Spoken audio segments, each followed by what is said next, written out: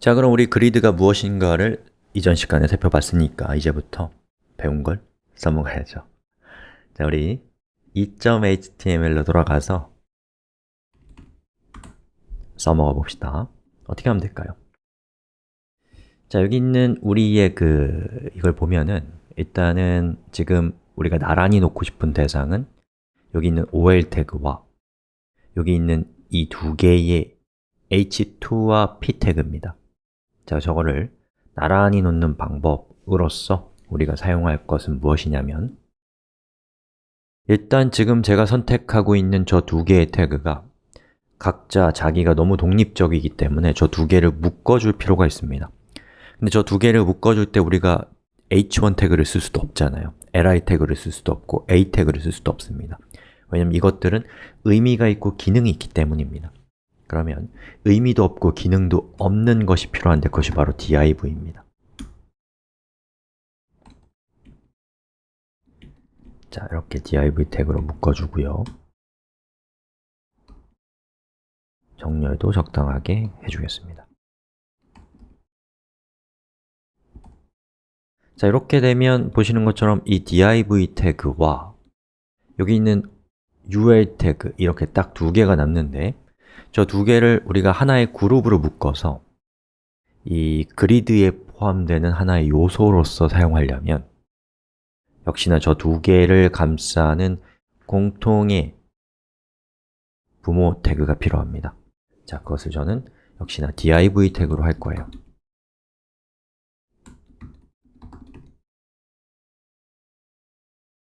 자, 이렇게 했습니다. 자, 그러면 지금 이렇게가 자식이 되고 그걸 감싸는 바깥쪽의 div 태그가 이렇게 생겨난 것이죠. 그렇죠? 자, 그럼 이제 우리가 이 바깥쪽에 있는 저 div 태그를 그리드로 지정하기 위해서 저는 id 값으로 그리드라고 줘보겠습니다. 그리고 id가 그리드인 태그에 대해서 디스플레이를 그리드로 지정을 하는 게 첫 번째. 자, 그 다음에 그리드 템플릿 그리고 컬럼은 열이란 뜻입니다. row는 행이란 뜻이고요. columns에다가 첫 번째 컬럼은 순서대로 봤을 때 OL이잖아요. 그래서 OL은 150 픽셀을 하고 그리고 두 번째 컬럼은 이 div인데 저 div 태그는 1fr이라고 해볼게요. 자, 그리고 리로드를 해보면 짜잔! 보시는 것처럼 우리의 웹사이트가 이렇게 멋진 모습으로 완성된 것을 볼 수가 있습니다.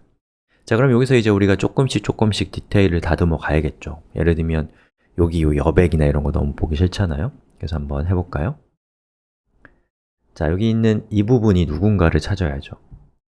검사를 해서 여기 있는 OL 태그를 감싸보고 이렇게 보니까 저 초록색으로 되어 있는 부분 때문에 얘가 이렇게 있네요.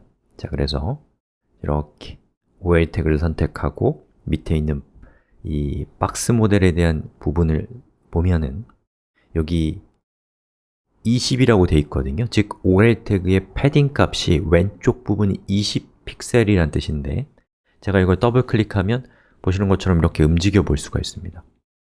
그래서 이렇게 움직여서 적당한 순서를, 적당한 지점을 찾는 거죠. 한 32 픽셀 정도면 좋겠네. 이렇게 결정을 해서 OL 태그에 대해서